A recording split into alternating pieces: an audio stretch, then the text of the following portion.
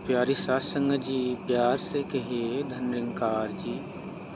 सदगुरु माता सुदीक्षा शबिंदर हरदेव जी महाराज की जय। निरंकारी राज माता गुरु बचन अवतार की जय। सत्संग जी, चैनल को सब्सक्राइब कर लीजिएगा सत्संग जी, ताकि हर वीडियो विचार आप जी के चरणों तक पहुंच सके और दास आप जी के आशीर्वाद का पात्र बन सके। सत्संग जी, सत्संग जी, मोक्ष की प्राप्ति कैसे हो? कहते हैं सत्संग जी की इंसान की आत्मा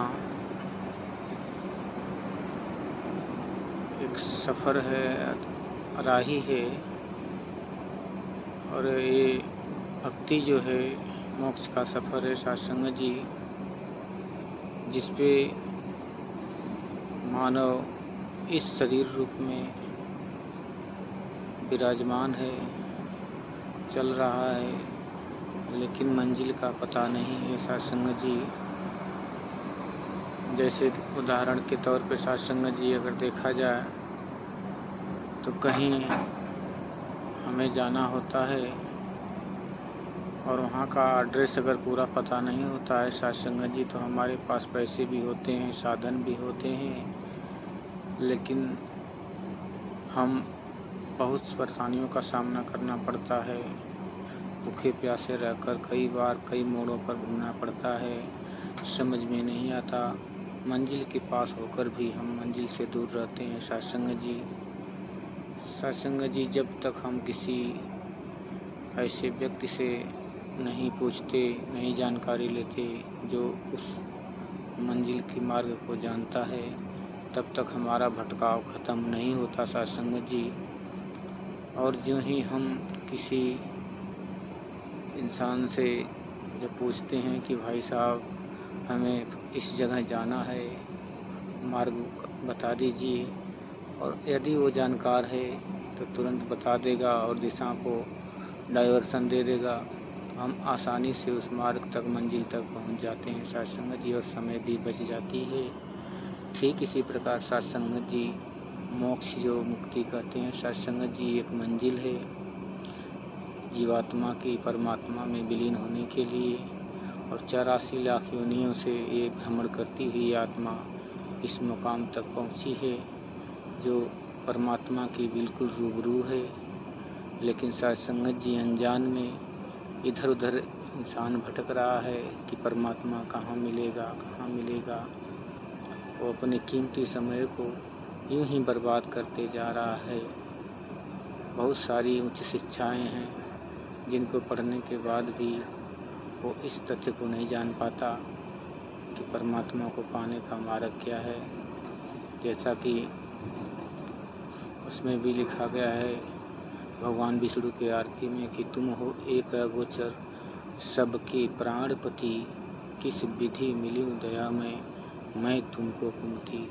सत्संग जी कभी बता रहा है कि मेरी मति जो है कुमति है, अज्ञानता है, मैं किस विधि किस नियम से आपसे मिलूं। सत्संग जी, ये नियम केवल और केवल सच्चे सद्गुरु के पास होता है सत्संग जी।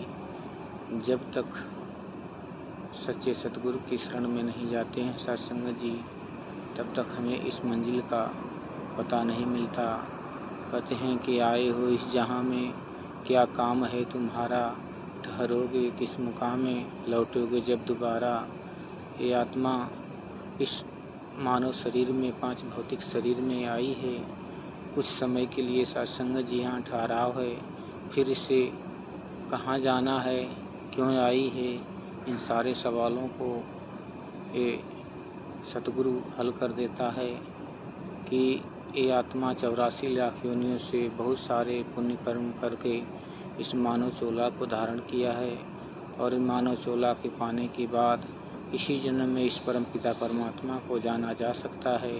बाकी और किसी जन्म में परमात्मा को जानना संभव नहीं है। इसी जन्म में इसी मानव चोला में सेवा सत्संग सिमरन भी करने का अवसर मिलता है। तो हमें अपने जीवन के अनमोल सांसों को गंवाते हुए नहीं व्यर्थ करना है। इसे किसी संत महापुरुष से मिलकर अपने नज़दीकी निरंकारी मिशन में आकर इस सच्चे सद्गुरु माता सुदीक्षा सविंदर हरदेव जी समय के रहबर जो आज इस ब्रह्म ज्ञान को दात को दे रही हैं सत्संग जी।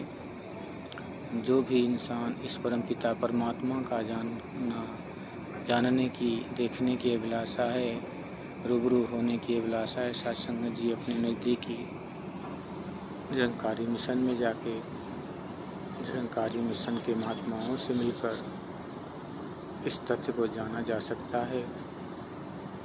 सत्संग जी इसको जानने के बाद कुछ और जानने की ज़रूरत नहीं होती, क्योंकि ये ऐसा ज्ञान है सत्संग जी जो पूरे पुराणों का निचोड़ बना देता है और सभी सवालों का हल मिल जाता है।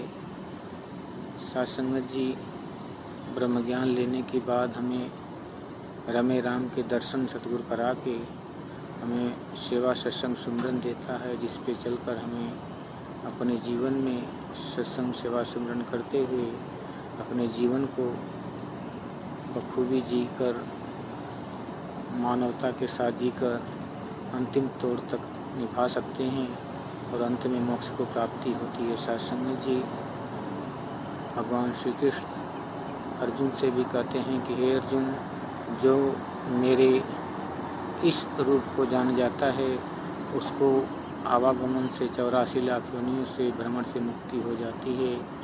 कहते हैं कि मानव जीवन है अंत की सीढ़ी, फिसल गई तो बारी गई, कहे अवतार समझ ले प्राणी, तेरी कमाई सारी गई। सत्संग जी ये मानव जीवन 84 लाख योनियों से किस रूप में मिला है, ये बार बार मिलने वाला नहीं है।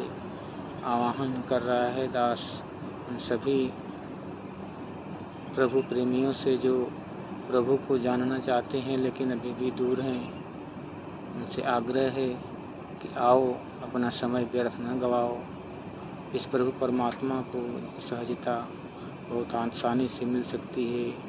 कहा भी गया है कि कणकड़ भीतर वास हरि का, जंगल जाके क्या लेना, धड़कन से भी नीरे है तो शोर मचा कर क्या लेना, सुख से मिल जाए यदि स्वामी दुख उठाकर क्या लेना,